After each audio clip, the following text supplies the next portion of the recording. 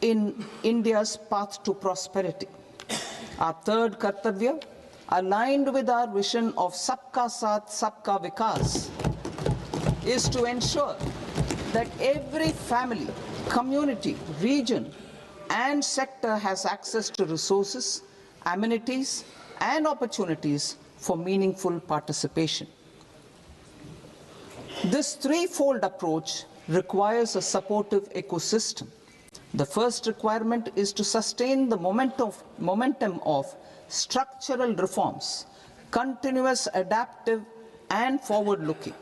Second, a robust and resilient financial sector is central to mobilizing savings, allocating capital efficiently, and managing risks. Third, cutting-edge technologies, including AI applications, can serve us as force multipliers for better governance. Reform Express. Our government has undertaken comprehensive reforms towards creating employment, boosting productivity, and accelerating growth. After the Prime Minister's announcement on Independence Day in 2025, over 350 reforms have been rolled out. This includes GST simplification, notification of labor codes, and rationalization of mandatory quality control orders. High-level committees have been formed, and in parallel, the central government is working with the state governments on deregulation and reducing compliance requirements. The Reform Express is well on its way and will maintain its momentum to help us fulfill our Kartavya. I now move to specific proposals. Under our first Kartavya, to accelerate and sustain economic growth, I propose interventions in 6 areas. 1. Scaling up manufacturing in 7 strategic and frontier sectors. 2. Rejuvenating legacy industrial sectors. 3. Creating champion MSMEs. 4. Delivering a powerful push for infrastructure. 5. Ensuring long-term security and stability. And 6. Developing city economic regions. Scaling up of manufacturing in 7 strategic and frontier sectors. Biopharma Shakti, meaning biopharma strategy for health advancement through knowledge, technology, and innovation. India's disease burden is observed to be shifting towards non-communicable diseases like diabetes, cancer, and autoimmune disorders. Biologic medicines are key to longevity and quality of life at affordable costs. To develop India as a global biopharma manufacturing hub,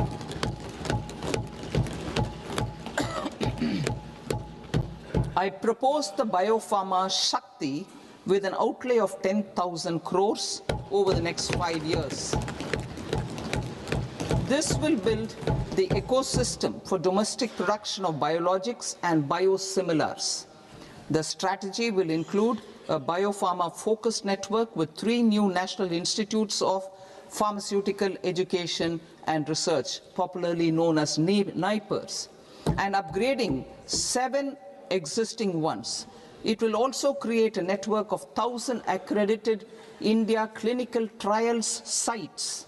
We propose to strengthen the Central Drug Standard Control Organization to meet global standards and approve timeframes through approval timeframes through a dedicated scientific review cadre and specialists. India's Semiconductor Mission 1.0 expanded India's semiconductor sector capabilities. Building on this, we will launch ISM 2.0 to produce equipment and materials, design full-stack Indian IP, and fortify supply chains. We will also focus on industry-led research and training centers to develop technology and skilled workforce. The Electronics Components Manufacturing Scheme, launched in April 2025 with an outlay of 22,919 crores, already has investment commitments at double the targets. We propose to increase the outlay to 40,000 crores to capitalize on this momentum.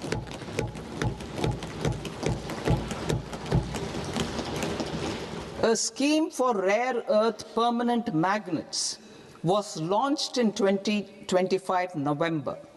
We now propose to support the mineral-rich states of Odisha, Kerala, Andhra Pradesh and Tamil Nadu to establish dedicated rare earth corridors to promote mining, processing, research and manufacturing.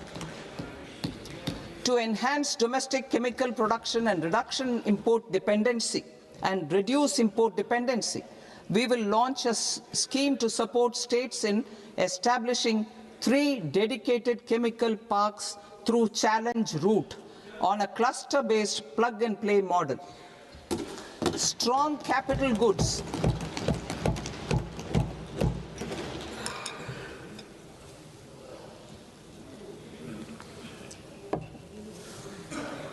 Strong capital goods capability is a determinant of productivity and quality across different sectors.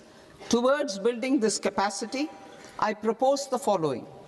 High-tech tool rooms will be established by central public sector enterprises at 2 locations as digitally enabled automated service bureaus that locally design, test and manufacture high-precision components at scale and at lower cost. 2. A scheme for enhancement of construction and infrastructure equipments will be introduced to strengthen domestic manufacturing of high value and technologically advanced CIE.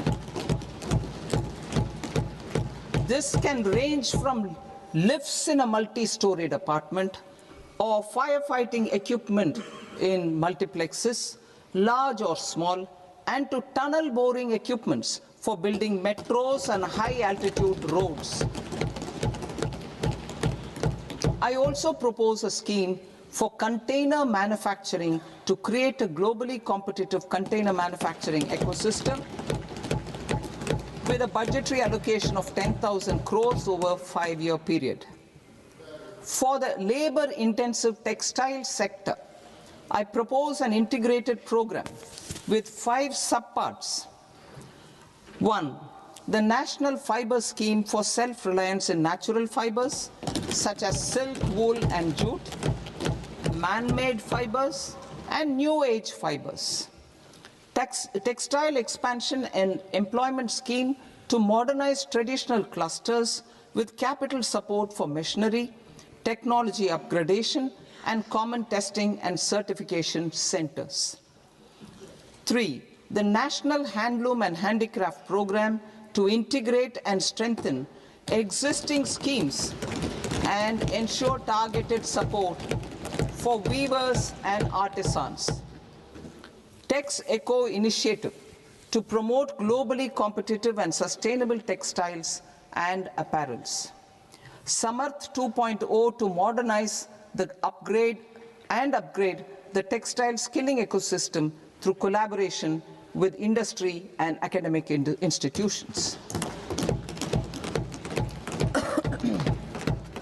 Further, I propose to set up mega textile parks in challenge mode. They can also focus on bringing value addition to technical textiles. I propose to launch the Mahatma Gandhi Gram Swaraj initiative to strengthen khadi, handloom and handicrafts. This will help in global market linkage and branding.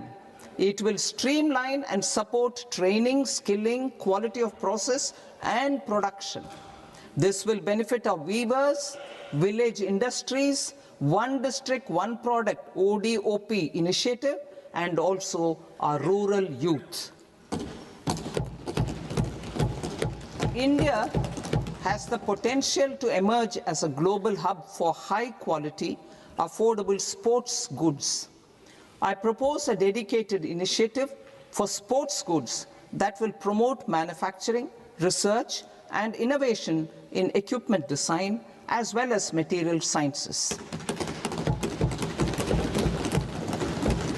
Rejuvenation of legacy industrial clusters.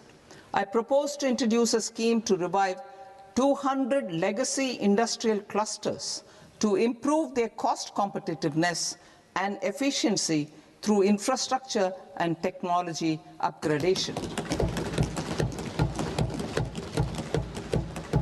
Creating champion SMEs and supporting micro enterprises.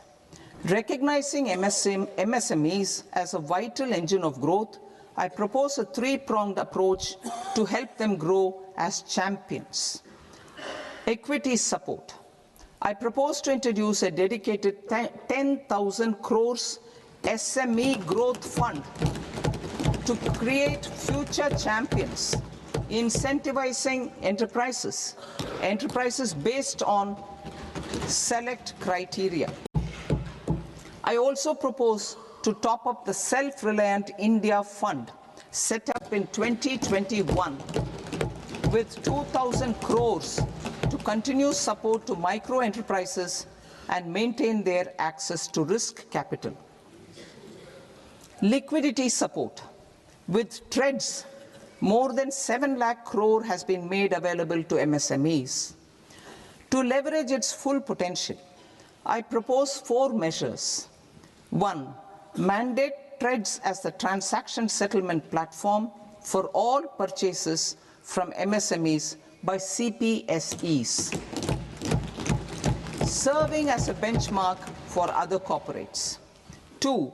Introduce a credit guarantee support mechanism through CGTMSE for invoice discounting on TREDS platform. 3. Link GEM with TREDS for sharing information with financiers about government purchases from MSMEs, encouraging cheaper and quicker financing. 4. Introduce TREDS receivables as asset-backed securities, helping develop a secondary market, enhancing liquidity and settlement of transactions. Professional support. Government will facilitate professional institutions such as the ICAI, ICSI, ICMAI to design short-term modular courses and practical tools to develop a cadre of corporate mitras, especially in Tier 2 and Tier 3 towns. These accredited para-professionals will help MSMEs meet compliance requirements at affordable costs. Infrastructure. During this past decade, our government has undertaken several initiatives for large-scale enhancement of public infrastructure, including through new financing instruments such as Infrastructure Investment Trust (InvITs) and Real Estate Investment Trust (REITs), and institutions like NIIF and NABFID. We shall continue to focus on developing infrastructure in cities with over 5 lakh population, that is Tier 2, Tier 3 cities, which have expanded to become growth centers. Public capital expenditure has increased manifold from 2 lakh crore in 2014-15 to an allocation of 11.2 lakh crore in BE 25-26. In this coming year, that is financial year 2026-27, I propose to increase it to 12.2 lakh crores to continue the momentum. To strengthen the confidence of private developers regarding risks during infrastructure development and construction phase, I propose to set up an infrastructure risk guarantee fund to provide prudentially calibrated partial credit guarantee to lenders. Over the years, Rights have emerged as a successful instrument for asset monetization. I propose to accelerate recycling of significant real estate assets of the CPSEs through the setting up of dedicated rights. To promote environmentally sustainable movement of cargo, I propose to 1. Establish new dedicated freight corridors connecting Dankuni in the east to Surat in the west. Operationalize 20 new national waterways over the next 5 years, starting with National Waterways 5 in Orissa to connect mineral-rich areas of Talcher and Angul and industrial centers like Kalinga Nagar to the ports of Paradeep and Dhamra. Training institutes will be set up as regional centers of excellence for development of required manpower for these waterways. This will benefit youth in the entire stretch of the waterways to train and acquire skills. Further, a ship repair ecosystem catering to inland waterways will also be set up at Varanasi and Patna. And C, launch a coastal cargo promotion scheme for incentivizing a modal shift from rail to road to increase the share of inland waterways and coastal shipping from 6% to 12% by 2047. To enhance last mile and remote connectivity and promote tourism, I propose to give incentives to indigenize manufacturing of seaplanes. A seaplane VGF scheme will be also introduced to provide support for operations. Carbon capture, utilization and storage. Aligning with the roadmap launched in December 2025, the carbon capture, utilization and storage technologies at scale will achieve higher readiness and in end-use application across 5 industrial sectors, including power, steel, cement, refineries, and chemicals. An outlay of 20,000 crore is proposed over the next 5 years for this purpose. City economic regions. Cities are India's engines of growth, innovation, and opportunities. We shall now focus on Tier 2, Tier 3 cities, and even temple towns, which need modern infrastructure and basic amenities. This budget aims to further amplify the potential of cities to deliver the economic power of agglomerations by mapping city economic regions based on their specific growth drivers. An allocation of 5,000 crore per CER over 5 years is proposed for implementing their plans through a challenge mode with a reform-cum-result-based financing mechanism. In order to promote environmentally sustainable passenger systems, we will develop 7 high-speed rail corridors between cities as growth connectors, namely Mumbai to Pune, Pune to Hyderabad, Hyderabad to Bengaluru, Hyderabad to Chennai, Chennai to Bengaluru, Delhi to Varanasi, Varanasi to Siliguri.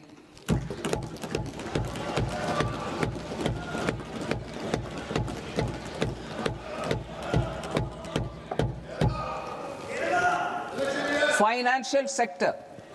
The Indian banking sector today is characterized by strong balance sheet, historic highs in profitability, improved asset quality, and coverage exceeding 98% of villages in the country. At this juncture, we are well placed to futuristically evaluate the measures needed to continue on the path of reform-led growth of this sector. I propose setting up a high-level committee on banking for Vikasit Bharat. High-level committee on banking for Vikasit Bharat to comprehensively review the sector and align it with India's next phase of growth, while safeguarding financial stability, inclusion, and consumer protection. The vision for NBFCs for Viksit Bharat has been outlined with clear targets for credit disbursement and technology adoption in order to achieve scale and improve efficiency in the public sector NBFCs. As a first step, it is proposed to restructure the Power Finance Corporation and Rural Electrification Corporation. I propose a comprehensive review of the foreign exchange management non-debt instruments rules to create a more contemporary, user-friendly framework for foreign investments consistent with India's evolving economic priorities. Corporate bond market. I propose to introduce a market-making framework with suitable access to funds and derivatives on corporate bond indices. I also propose to introduce total return swaps on corporate bonds. Municipal bonds. To encourage the issuance of municipal bonds of higher value by larger cities, I propose an incentive of 100 crore rupees for a single bond issuance. 100 crore rupees for a single bond issuance of more than 1,000 crore. The current scheme under Amrit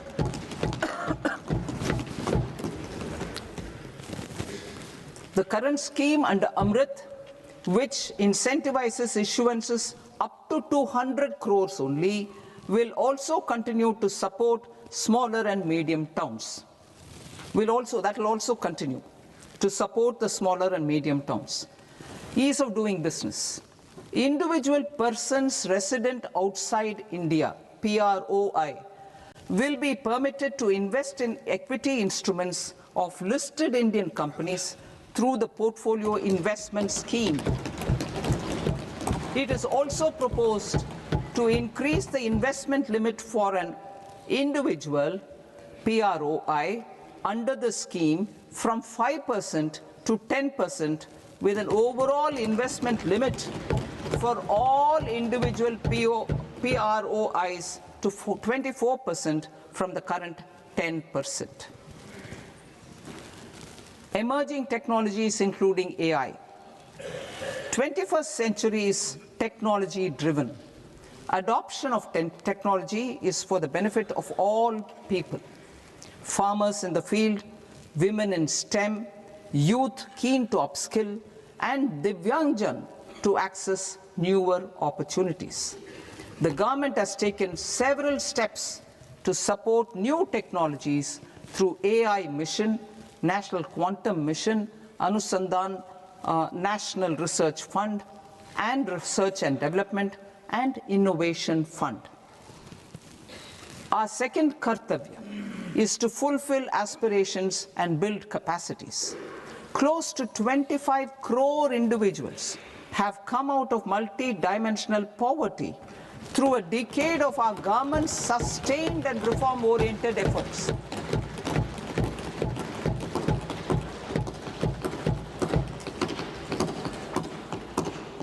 Our government has therefore decided to place a renewed emphasis on the service sector to provide a pathway to fulfilling aspirations of a youthful India with the following measures. I propose to set up a high-powered Education to Employment and Enterprises Standing Committee to recommend measures that focus on services sector as a core driver of Viksit Bharat. This will make us a global leader in services with a 10% global share by 2047. The committee will prioritize areas to optimize the potential for growth, employment, and exports. They will also assess the impact of emerging technologies, including AI, on jobs and skill requirements, and propose measures thereof. To create a range of skilled career pathways, a new range of skilled career pathways for our youth, I propose interventions in the following sectors. Health. Existing institutions for allied health professionals will be upgraded and new AHP institutions established in private and government sectors. This will cover 10 selected disciplines, including optometry, radiology, anesthesia, OT technology, applied psychology and behavioral health, and add 1 lakh AHPs over the next 5 years. A strong care system covering geriatric and allied care services will be built. A variety of NSQF-aligned programs will be developed to train multi-skilled caregivers, combining core care and allied skills such as wellness, yoga, and operation of medical assistive devices. In the coming year, 1.5 lakh caregivers will be trained.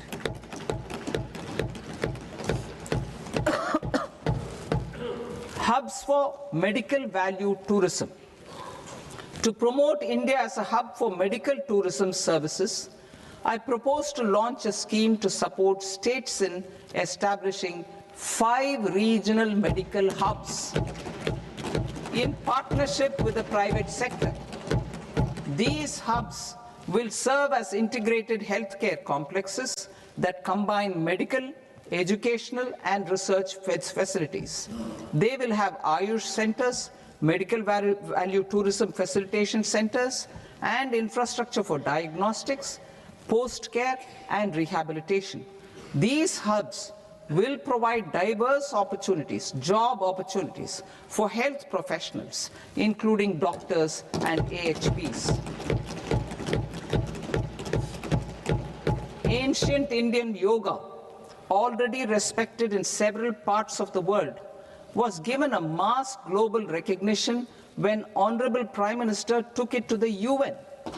Post-COVID, Ayurveda gained a similar global acceptance and recognition.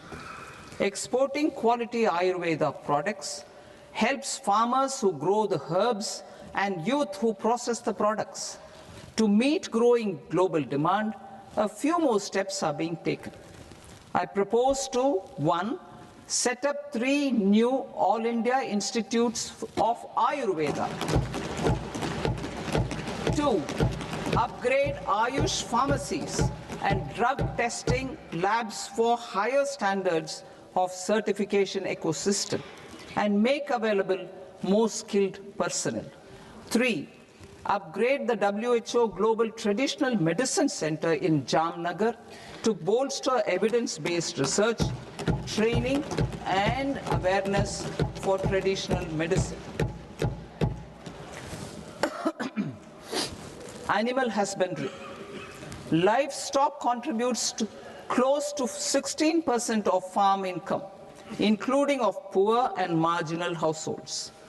To scale up availability of veterinary professionals by more than 20,000, I propose to roll out a loan-linked capital subsidy support scheme for establishment of veterinary and para-veterinary colleges, veterinary hospitals, diagnostic laboratories, and breeding facilities in private sector. Collaboration between Indian and foreign institutions will also be facilitated. Orange economy.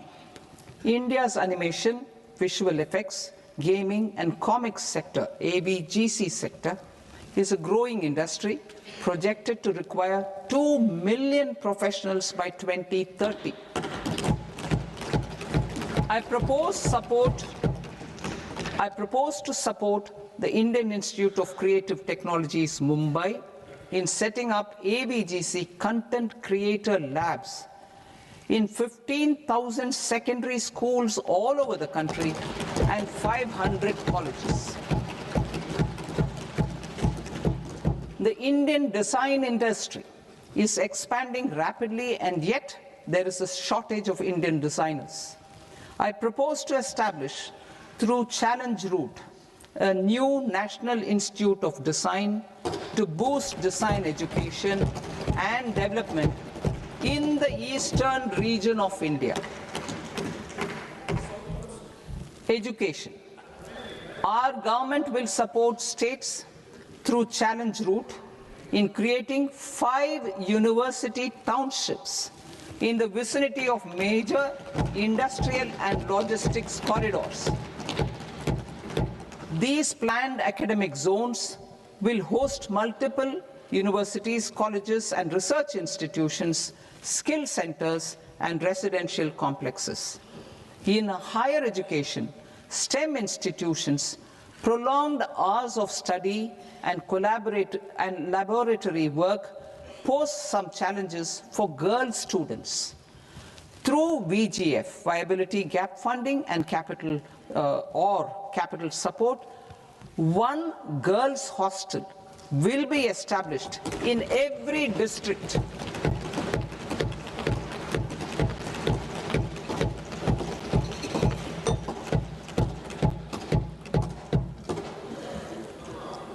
To promote astrophysics and astronomy via immersive experiences.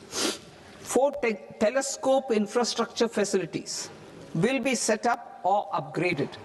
The National Large Solar Telescope, the National Large Optical Infrared Telescope, the Himalayan Chandra Telescope, and the Cosmos 2 Planetarium. Tourism. The tourism sector has the potential to play a large role in the employment generation, forex earnings, and expanding the local economy. I propose to set up a National Institute of Hospitality by upgrading the existing National Council for Hotel Management and Catering Technology. It will function as a bridge between academia, industry, and government. I also propose a pilot scheme for upskilling 10,000 guides in 20 iconic tourist sites through a standardized, high-quality, 12-week training course in hybrid mode in collaboration with the Indian Institute of Management. A national destination digital knowledge grid will be established to digitally document all places of significance, cultural, spiritual, and heritage. This initiative will create a new ecosystem of jobs for local researchers, historians, content creators, and technology partners. India has the potential and opportunity to offer world-class trekking and hiking experience. We will develop ecologically sustainable mountain trails in Himachal Pradesh, Uttarakhand, and Jammu Kashmir. Also in Araku Valley in the Eastern Ghats and Podigai Malai in the Western Ghats. Turtle trails along key nesting sites in the coastal areas of Odisha, Karnataka, and Kerala. And 3 bird watching trails along the Pulikat Lake in Andhra Pradesh, Tamil Nadu. It's on the border. Under the visionary leadership of Honorable Prime Minister, we established the International Big Cat Alliance in 2024. This year, India is hosting the first ever Global Big Cat Summit, where heads of governments and ministers from 95 range countries will deliberate on collective strategies for conservation. Heritage and culture tourism. I propose to develop 15 archaeological sites, including Lothal, Dholavira, Rakhigarhi, Adichanallur, Sarnath, Hastinapur, and Leh Palace into vibrant experiential cultural destinations. Excavated Excavated landscapes will be open to the public through curated walkways. Immersive storytelling skills and technologies will be introduced to help conservation labs, interpretation centers, and guides. The sports sector provides multiple means of employment, skilling, and job opportunities. Taking forward the systematic nurturing of sports talent which is set in motion through the Khelo India program earlier, I propose to launch a Khelo India mission to transform the sports sector over the next decade. The mission will facilitate an integrated talent development pathway supported by training centers which are foundational, intermediate, and elite levels. B, systematic development of coaches and support staff. C, integration of sports science and technology. D, competitions and leagues to promote sports culture and provide platforms. And E, development of sports infrastructure for training and competition. Our third Kartavya aligns with our vision of Sabka Saath, Sabka Vikas towards Vikasit Bharat. This requires targeted efforts for 1. Increasing farmer incomes through productivity enhancement and entrepreneurship, with special attention to small and marginal farmers. B. Empowering Divyangjan through access to livelihood opportunities, training, and high-quality assistive devices. C. Empowering the vulnerable to access mental health and trauma care. D. Focus on the Purvodaya states and the Northeast region to accelerate development and employment opportunities. Fisheries. We will undertake initiatives for integrated development of 500 reservoirs and Amrit Sarovars. 2. Strengthen the fisheries value chain in coastal areas and enable market linkages involving startups and women-led groups together with fish farmer producer organizations. Animal husbandry. To provide quality employment opportunities in rural and peri-urban areas, we will support the animal husbandry sector in entrepreneurship development through A. A credit-linked subsidy program, B. Scaling up and modernization of livestock enterprises, C. Enhanced creation of livestock, dairy, and poultry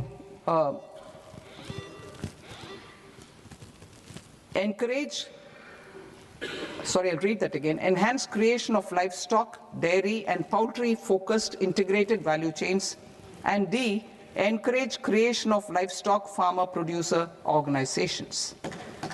High-value agriculture.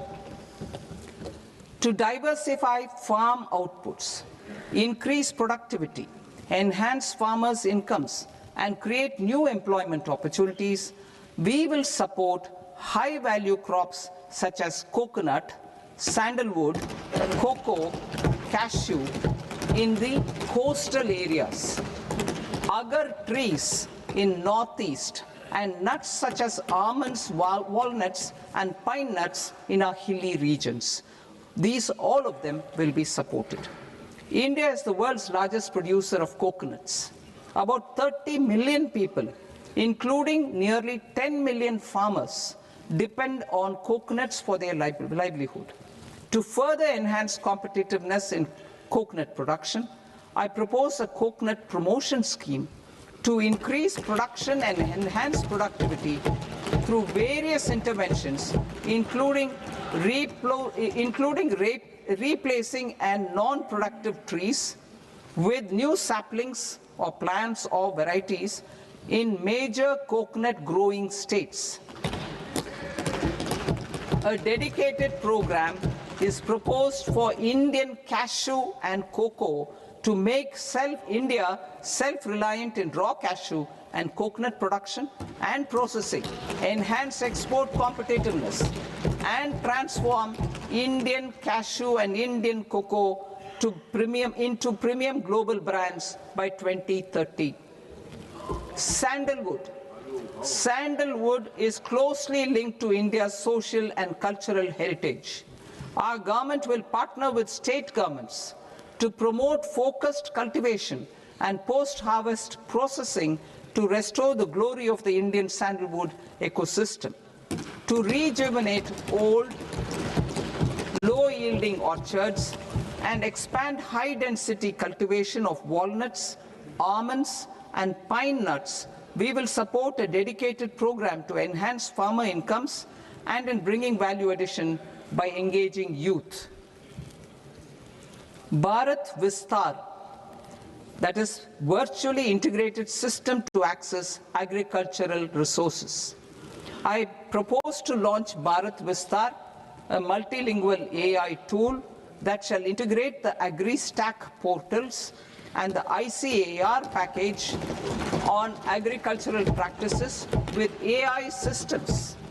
This will enhance farm productivity, enable better decisions for farmers, and reduce risk by providing customized advisory support.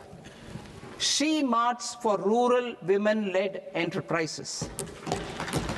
Building on the success of Lakpati Didi program, I propose to help women take the next step from credit-linked livelihoods to being owners of enterprises. Self-help entrepreneur, She Marts will be set up as community-owned retail outlets within the cluster-level federations through enhanced and innovative financing instruments. Empowering Divyangjan. Divyangjan Kaushal Yojana. Information technology, AVGC sectors, hospitality and food and beverages sectors often offer task-oriented and process-driven roles which are suitable for Divyangjan. We will ensure dignified livelihood opportunities through industry-relevant and customized training specific to each Divyangjan group. Divyang Sahara Yojana. Timely access to high-quality assistive devices for all eligible Divyangjan is a fundamental need. I propose to 1. Support the Artificial Limbs Manufacturing Corporation of India, Alimco, to set up and to scale up production of assistive devices, invest in R&D and AI integration, strengthen PM Divyasha Kendras, and support setting up of assistive technology marts as modern retail style centers where Divyangjan and senior citizens can see, try and purchase assistive products. Reaffirming our commitment to mental health and trauma care. There are no national institutes for mental health care in North India.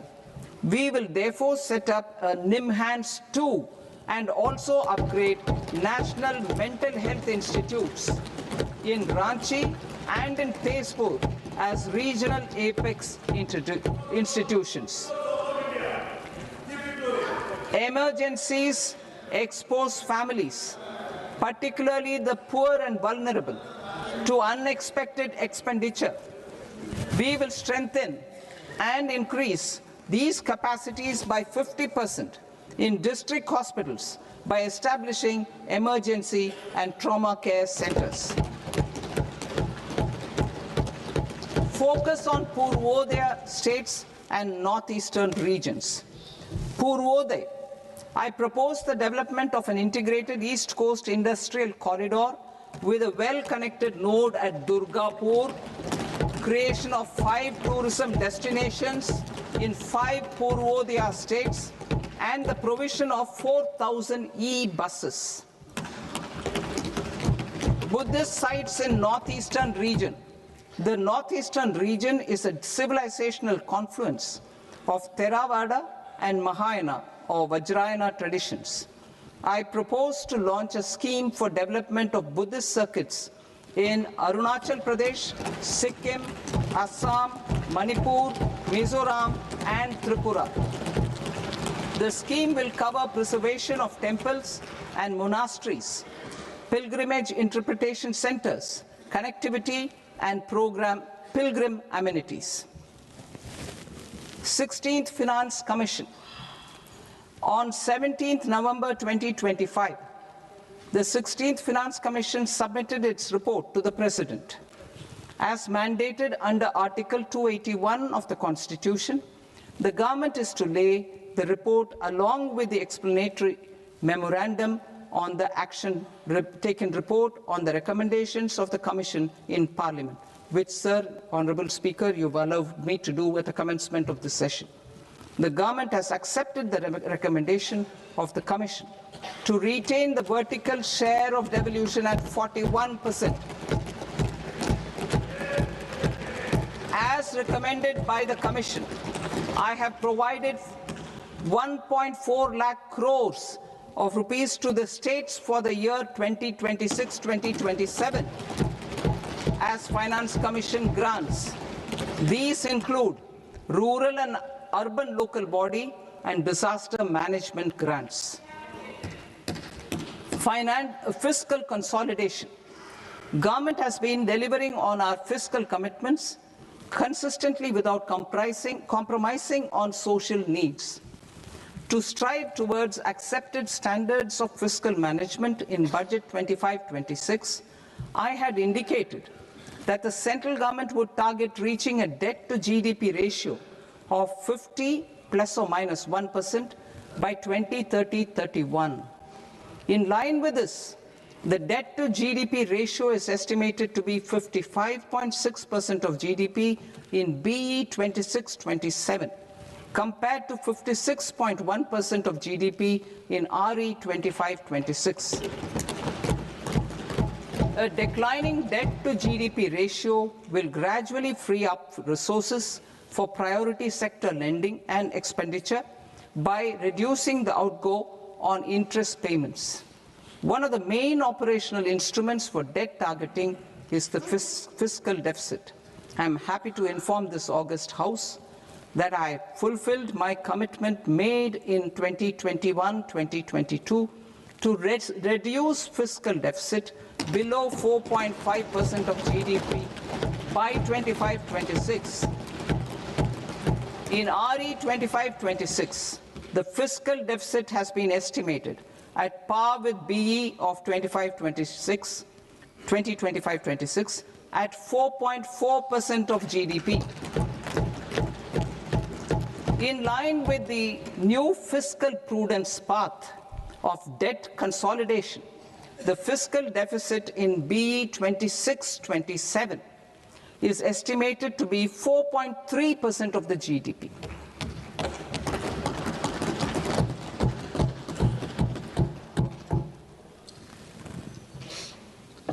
The revised estimates of the non-debt receipts are 34 lakh crore rupees, of which the centre's net tax receipts are 26.7 lakh crore. The revised estimate of the total expenditure is 49.6 lakh crore rupees, of which the capital expenditure is about 11 lakh crores. Budget estimates 2026 to 2027. Coming to 26-27, the non-debt receipts and the total expenditure are estimated as 36.5 lakh crore and 53.5 lakh crore respectively. The centre's net tax receipts are estimated at 28.7 lakh crore rupees. To finance the fiscal deficit, the net market borrowings from dated securities are estimated at 11.7 lakh crore rupees. The balance financing is expected to come from small savings and other sources. The gross market borrowings are estimated at 17.2 lakh crore rupees. I'll now move to Part B. Part B, direct taxes.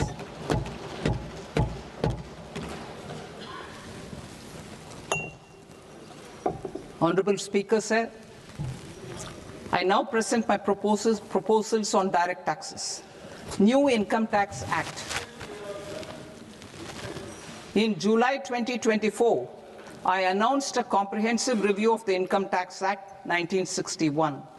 This was completed in a record time, and the Income Tax Act 2025 will come into effect from 1st April 2026.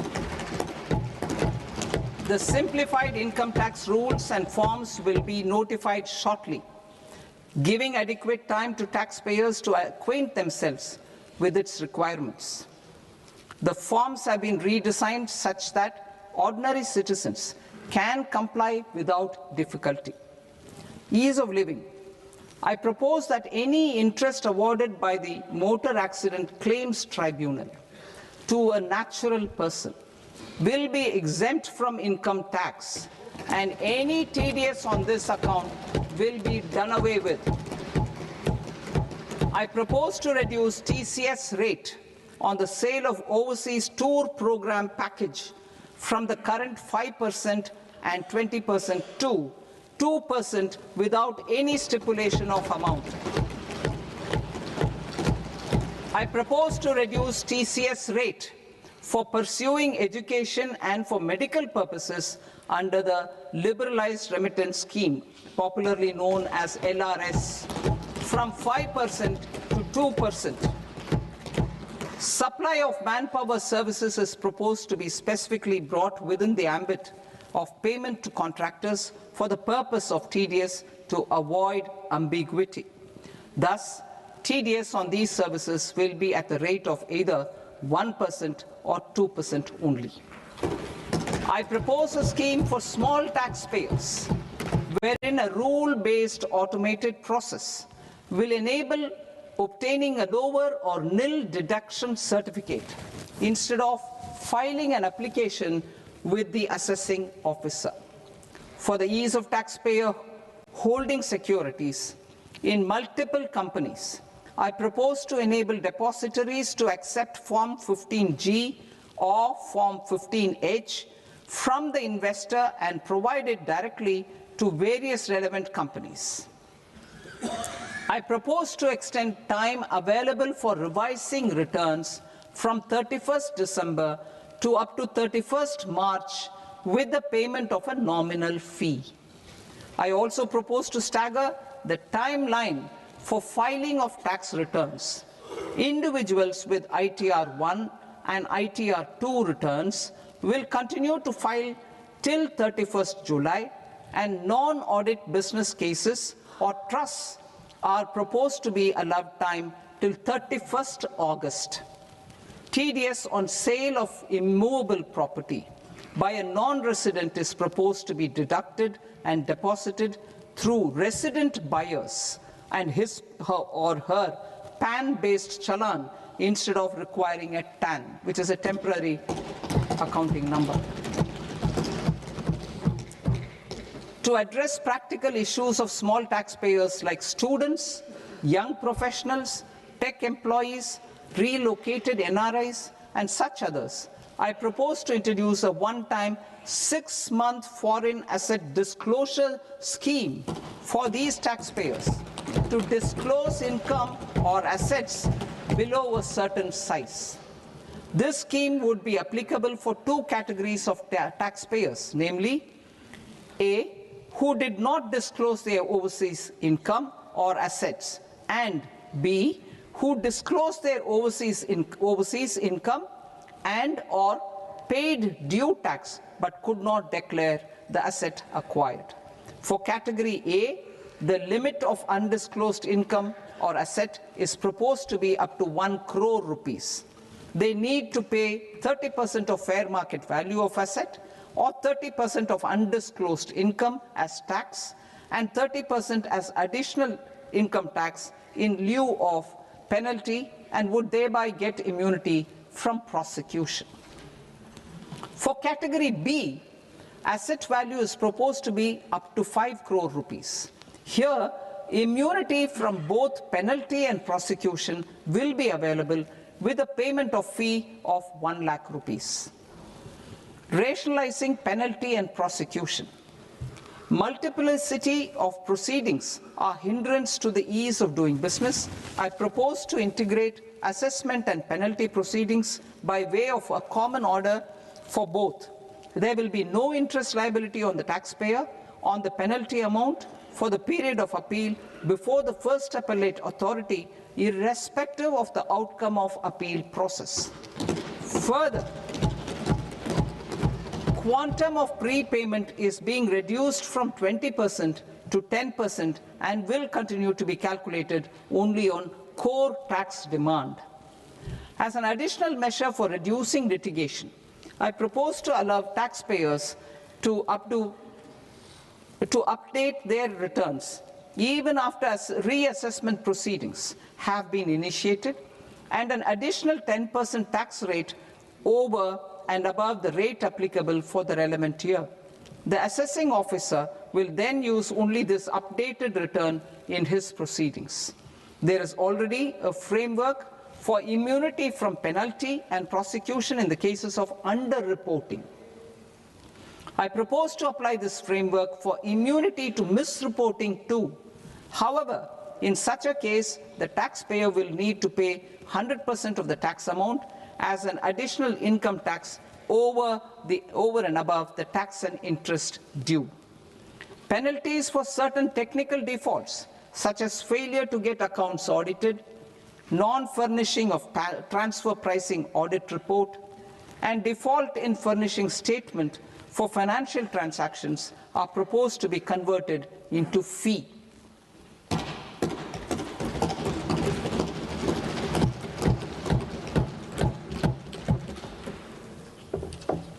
I propose to rationalize prosecution framework under Income Tax Act while maintaining a careful balance for deterrence in some serious offence.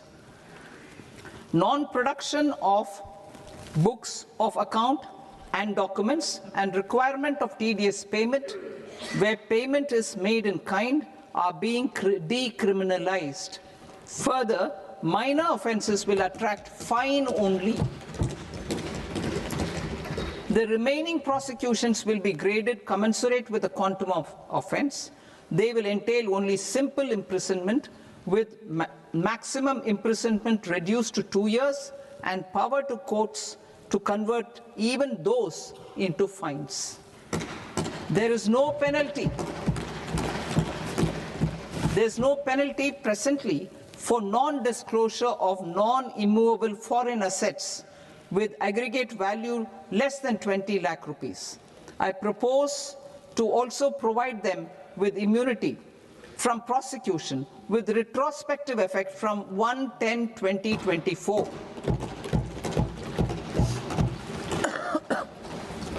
Cooperatives. Deduction is already allowed to a primary cooperative society engaged in supplying milk, oilseeds, fruits or vegetables raised or grown by its members. I propose to extend this deduction to also include supply of cattle feed and cotton seed produced by its members. I propose to allow inter-cooperative society dividend income as deduction under the new tax regime to the extent it is further distributed to its members. I further propose to allow exemption for a period of 3 years to dividend income received by a notified national cooperative federation on their investments made in companies up to 31/1/2026. This exemption would be allowed only for dividends further distributed to its member cooperatives. Supporting IT sector as India's growth engine. India is a global leader in software development services, IT-enabled services, knowledge process outsourcing services, and contract R&D services relating to software development. These businesses and their segments are quite interconnected with each other. All these services are proposed to be clubbed under a single category of information technology services with a common safe harbor margin of 15.5% applicable to all. The threshold for availing safe harbor for IT services is being enhanced substantially from 300 crore rupees to 2,000 crore rupees. Safe harbor for IT services shall be approved by an automated rule-driven process without any need for tax officer to examine and accept the application. Once applied by an IT services company, the same safe harbor can be continued for a period of 5 years at a stretch at its choice. For IT services companies who want to conclude advanced pricing agreement, APA, I propose to fast-track unilateral APA process for IT services and endeavor to conclude it within a period of 2 years. The period of 2 years can be extended by a further period of 6 months on taxpayers' request. I propose to extend the facility of modified returns available to the entity entering APA to its associated entities also. Attracting global business and investment. Recognizing the need to enable critical infrastructure and boost investment in data centers, I propose to provide tax holiday till 2047 to any foreign company that provides cloud services to customers globally by using data center services from India. It will, however, need to provide services to Indian customers through an Indian reseller entity. I also propose to provide a safe harbor of 15% on cost in case the company providing data center services from India is a related entity. To harness the efficiency of just-in-time logistics for electronic manufacturing, I propose to provide safe harbor to non-residents for component warehousing in a bonded warehouse at a profit margin of 2% of the invoice value. The resultant tax of about 0.7% will be much lower than in competing jurisdictions. To provide fillip to toll manufacturing in India, I propose to provide exemption from income tax for 5 years to any non-resident who provides capital goods, equipment, or tooling to any toll manufacturer in a bonded zone. To encourage vast pool of global talent to work in India for a longer period of time, I propose to provide exemption to global, non-India sourced income of a non-resident expert for a stay period of 5 years under notified schemes. I propose to provide exemption from minimum alternate tax, the MAT, to all non-residents who pay tax on presumptive basis. Tax administration. I propose to constitute a joint committee of Ministry of Corporate Affairs and Central Board of Direct Taxes for incorporating the requirements of income computation and disclosure standards, the ICDS, in the Indian Accounting Standards, IND AS itself. Separate accounting requirement based on ICDS will be done away with from the tax year 27-28.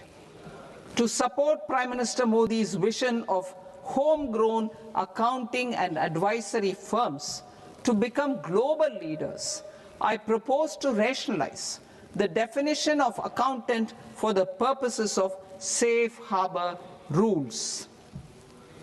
Other tax proposals. Change in taxation of buyback was brought in to address the improper use of buyback route by promoters. In the interest of minority shareholders, I propose to tax buyback for all types of shareholders as capital gains. However, to disincentivize misuse of tax arbitrage, promoters will pay an additional buyback tax. This will make effective tax 22% for corporate promoters. For non-corporate promoters, the effective tax will be 30%. TCS rate for sellers of specific goods, namely alcoholic liquor, scrap, and minerals, will be rationalized to 2%, and that on Tendu leaves will be reduced from 5% to 2%. I propose to raise the STT on futures to 0.05% from the present 0.02%.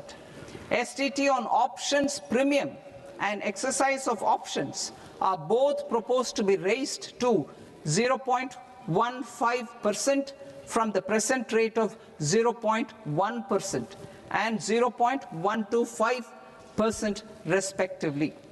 We reformed the taxation landscape for corporates in 2019 by providing them a simplified regime with lower tax rate so that they could productively focus on business rather than on claim of deductions and exemptions. To encourage companies to shift to the new regime, set-off of brought forward MAT credit, minimum alternate tax credit, is proposed to be allowed to companies only in the new regime. Set-off using available MAT credit is proposed to be allowed to an extent of 1/4 of the tax liability in the new regime. MAT is proposed to be made final tax, so there will be no further credit accumulation from 1st April 2026. In line with this change, the rate of final tax is being reduced to 14% from the current MAT rate of 15%. The brought forward MAT credit of taxpayers accumulated till 30th March 2026 will continue to be available to them for set-off as above. Indirect taxes. I shall now take up proposals related to indirect taxes. My proposals for customs and central excise aim to further simplify the tariff structure, support domestic manufacturing, promote export competitiveness, and correct inversion in duty. To continue weeding out long continuing customs duty exemptions, I propose to remove certain exemptions on items which are being manufactured in India or where the imports are negligible. Similarly, to further simplify the process of ascertaining the rate of duty applicable on a particular item, I propose to incorporate certain effective rates in various customs notifications to the tariff schedule itself. I shall now take up sector-specific proposals. Promotion of exports of marine, leather, and textile products. I propose to increase the limit for duty-free imports of specified inputs used for processing seafoods for export from the current 1% to 3% of FOB value of the previous year's export turnover. I also propose to allow duty-free imports of specified inputs, which is currently available for exports of leather or synthetic footwear, to exports of shoe uppers as well. I propose to extend the time period for export of final product from the existing 6 months to 1 year for exporters of leather or textile garments, leather or synthetic footwear, and other leather products. Energy transition and security. I propose to extend the basic customs duty exemption given to capital goods used for manufacturing lithium-ion cells for batteries to those used for manufacturing lithium-ion cells for battery energy storage systems also. I propose to exempt basic customs duty on import of sodium antimonate for use in manufacture of solar glass. Nuclear power. I propose to extend the existing basic customs duty exemption on imports of goods required for nuclear power projects till the year 2035 and expand it for all nuclear plants irrespective of their capacity. Critical minerals. It is proposed to provide basic customs duty exemption to the import of capital goods required for the processing of critical minerals in India. biogas blended CNG. I propose to exclude the entire value of biogas while calculating the central excise duty payable on biogas blended CNG. Civil and defense aviation. I propose to exempt basic customs duty on components and parts required for the manufacture of civilian training and other aircrafts. It is proposed to exempt basic customs duty on raw materials imported for the manufacture of parts of aircraft to be used in maintenance, repair, or overall requirements by units in the defense sector. Electronics. To deepen value addition in the consumer electronics sector, I propose to exempt basic customs duty on specified parts used in the manufacture of microwave ovens. Special economic zone. To address the concerns arising about utilization of capacity by manufacturing units in the special economic zones due to global trade disruptions, I propose as a special one-time measure to facilitate sales by eligible manufacturing units in SEZs to the domestic tariff area at concessional rates of duty. The quantity of such sales will be limited to a prescribed proportion of their exports. Necessary regulatory changes will be undertaken to operationalize the measures while ensuring level playing field for the units working in the DTA. Ease of living.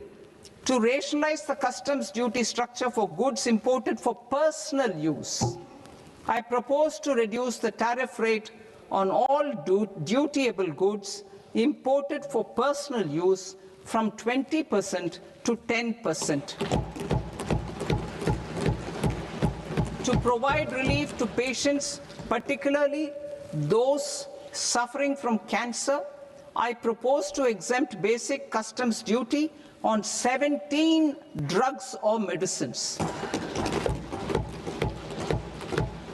I propose also to add 7 more rare diseases for the purposes of exempting import duties on personal imports of drugs, medicines, and food for special medical purposes used in their treatment.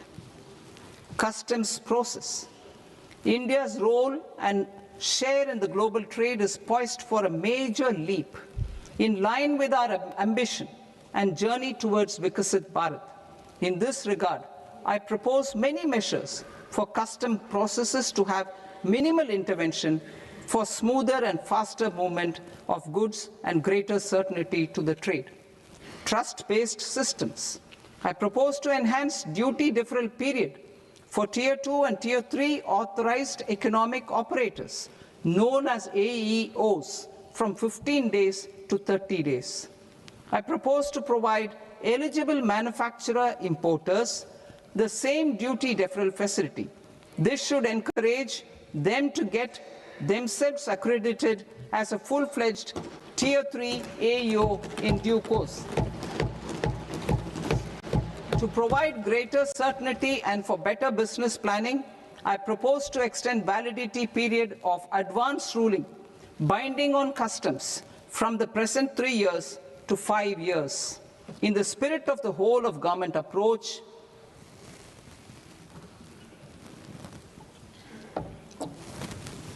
government agencies will be encouraged to leverage AEO accreditation for preferential treatment in clearing their cargo.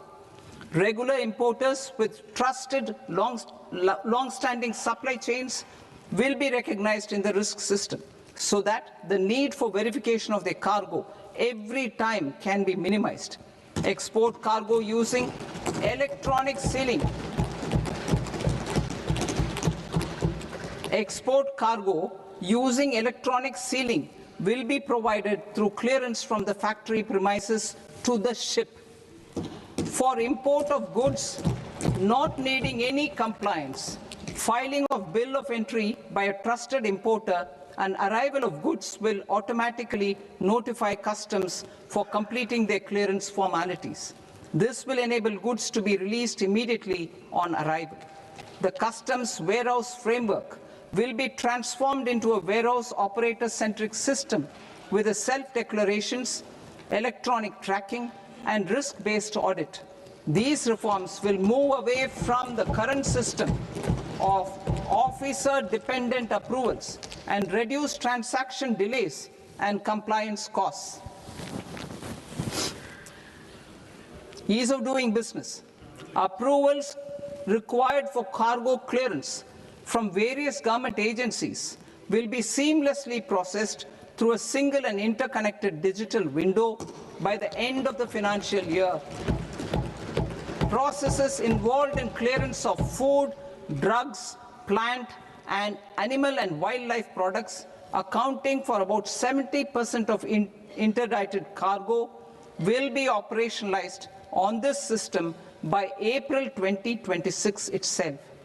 For goods not having any compliance requirement, clearance will be done by customs immediately after online registration is completed by the importer, subject to the payment of duty.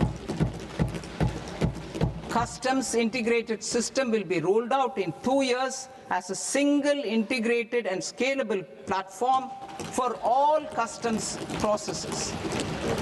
Utilization of non-intrusive scanning with advanced imaging and AI technology for risk assessment will be expanded in a phased manner with the objective to scan every container across all the major ports. New export opportunities to support Indian fishermen to fully harness the economic value of marine resources beyond our territorial waters. The following measures will be taken. A. Fish catch by an Indian fishing vessel in exclusive economic zone or on the high seas will be made free of duty. Landing of such fish on foreign port will be treated as export of goods. Safeguards will be put in place to prevent misuse during fish catch, transit, or transshipment. To support aspirations of India's small businesses, artisans, and startups to access global markets through e-commerce, I am pleased to announce complete removal of the current value cap of 10 lakh rupees per consignment on courier exports. In addition, handling of rejected and returned consignments will be improved with effective use of technology for identifying such consignments. I propose to revise provisions governing baggage clearance during international travel to address genuine concerns of passengers. The revised rules will enhance duty-free allowances in line with the present-day travel realities and provide clarity in temporary carriage of goods brought in or taken out. There are honest taxpayers who are willing to settle disputes by paying all their dues, but they get deterred due to negative connotation associated with penalty. They will now be able to close cases by paying an additional amount in lieu of penalty. Honorable Speaker, sir, with this, I commend the budget to this august House. Jai Hind.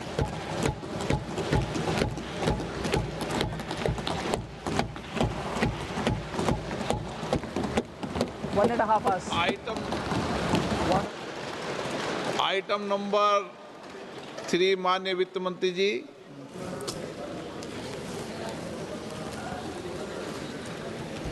Item number 2, sir. 3.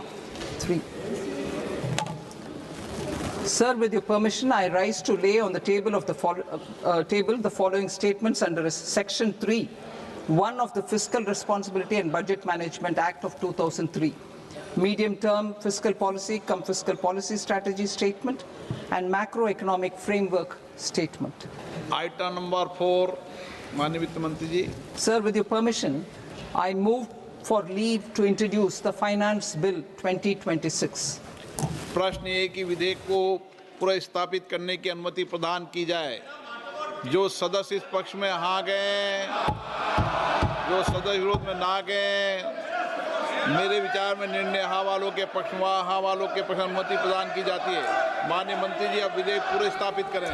Sir, I introduce the bill.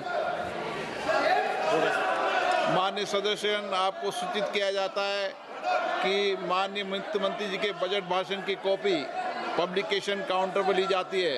Budget भाषण और budget से संबंधित दस्तावेज आपके mobile phone और member portals पर ही उपलब्ध है। सभा की कार्रवाई कल सोमवार दिनांक 2 फरवरी 2026 को प्राप्त 11 बजे तक के लिए स्थगित की जाती है।